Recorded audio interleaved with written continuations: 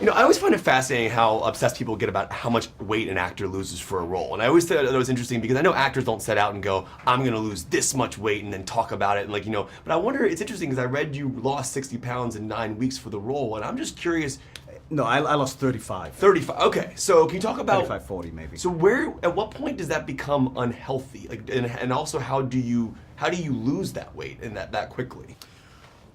It's an interesting question about what point it becomes unhealthy. It certainly becomes an obsession very quickly. It requires an enormous amount of constant discipline. I think in the modern world, we're trained, you get hungry, you eat something immediately. So I'm almost 37. I was shot this when I was 35. So for 35 years, that had been the rhythm of my life. So to go against that was certainly a period of transition. So at what point it becomes an obsession is a great question. I really don't know. I certainly know that beyond having to do it for the film, reintegrating a normal pattern or rhythm of eating was very difficult after being so disciplined for 4 months about only existing on the bare minimum that I could. I mean, in terms of how you do it is really just starve oneself.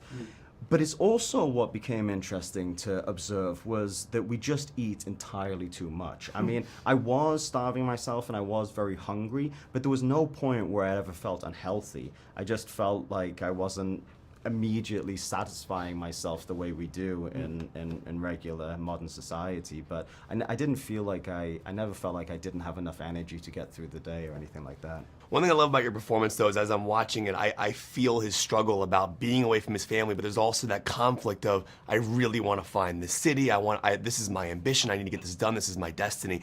And I was reading a story that when you had left to go do this, you actually cut off communication between your girlfriend for 5 months, which I thought was interesting. And I'm wondering, again, with the weight loss question, how does that work? And does that become too much at a time as well? How do you know that you're not riding a balance there of like, this is too much for my work and not my personal life? What became very apparent early on in this process was that this was the best opportunity I'd ever been given in my career, but also was going to require the most of me. And so I also fell in love and was in awe of the character that I was playing, who made this enormous amount of sacrifice. Where I went away for 4 months and had no communication with the outside world, he would go for 3 or 4 years.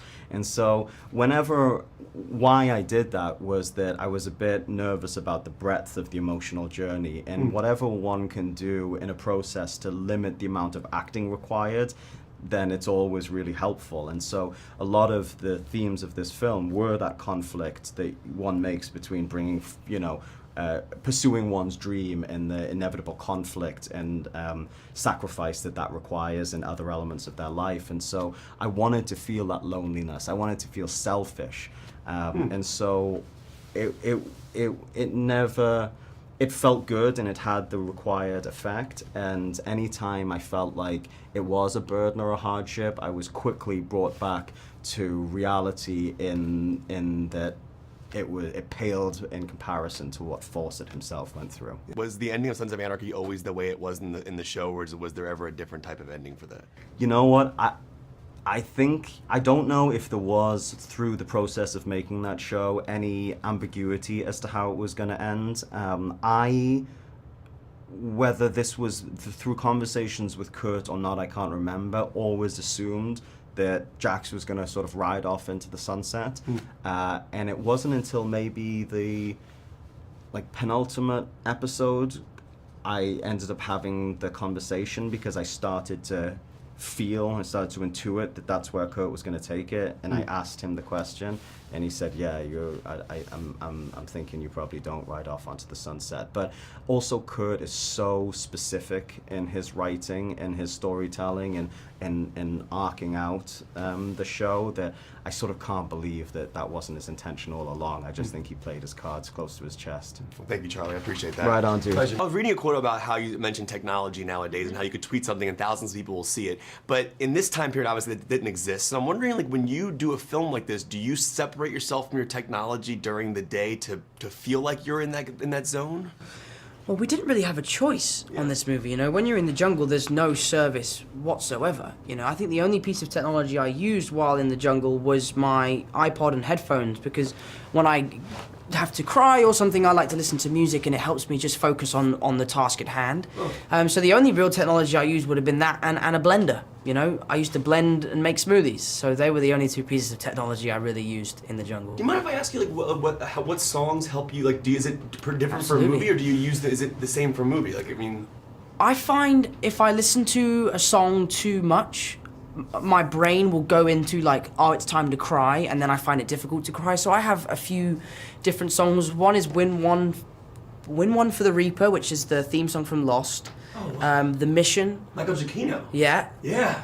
The Mission by Ennio Morricone. He has another one called Someone's Ode to Something. I know what you're talking about. I just have 3 songs on my iPod that I listen to, and they've all come from Bayona, from Making the Impossible, and they're a huge help. They're a huge help to me. You know, this might be a ridiculous question, but I'm genuinely curious. And I was reading about the shooting scenarios with this and how there were bugs and spiders and insects, and like it was just a crazy shoot. I was reading a story about Charlie Hunnam's eardrum getting bitten, whatever.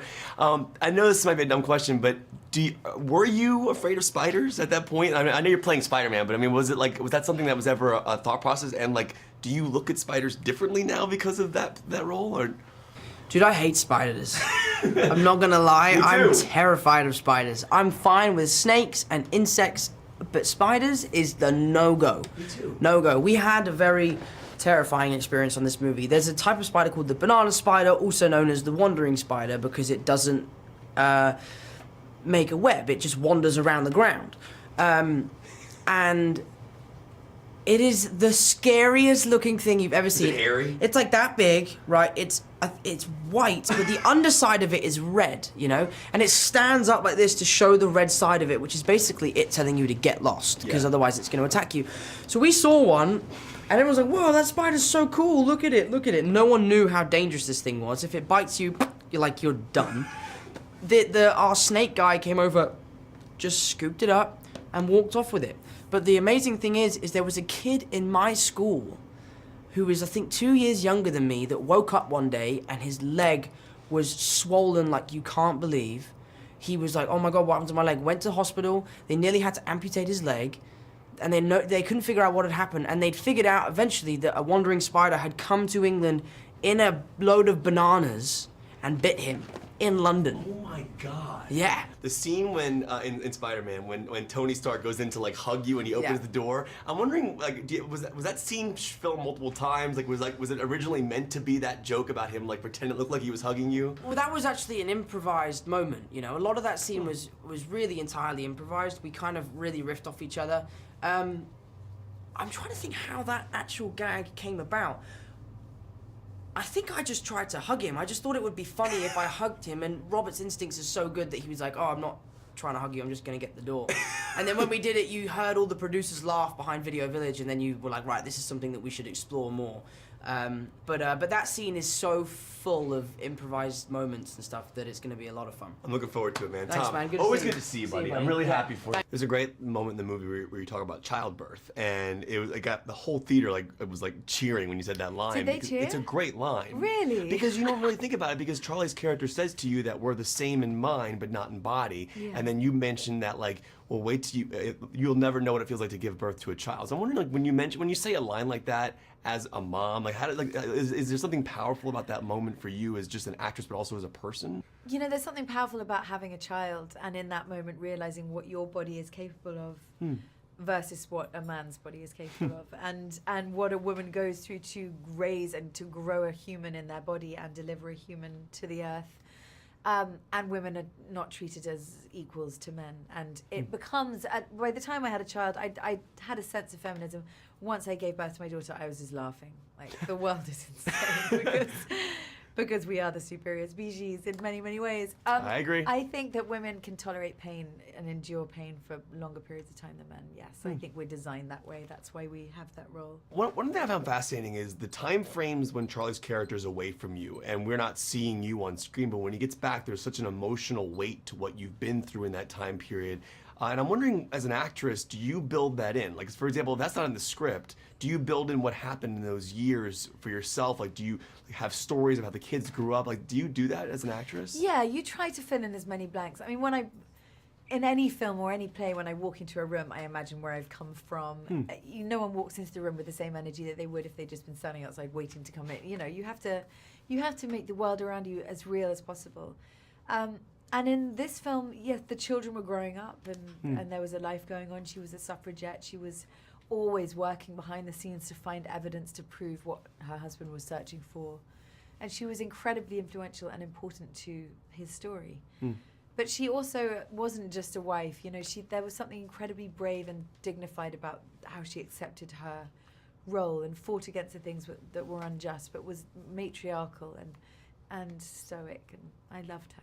One of the best lines you have in the movie is, "A man's reach should exceed his grasp." I thought that was a really cool, you were talking about Charlie's character. And I'm wondering, like, you know, as an actress, do you find yourself reaching for roles that you think you might not be able to do, and then you can, like, is that something that kind of drives you, and, like, is that the ones you want the most, the ones you feel like you can't pull off?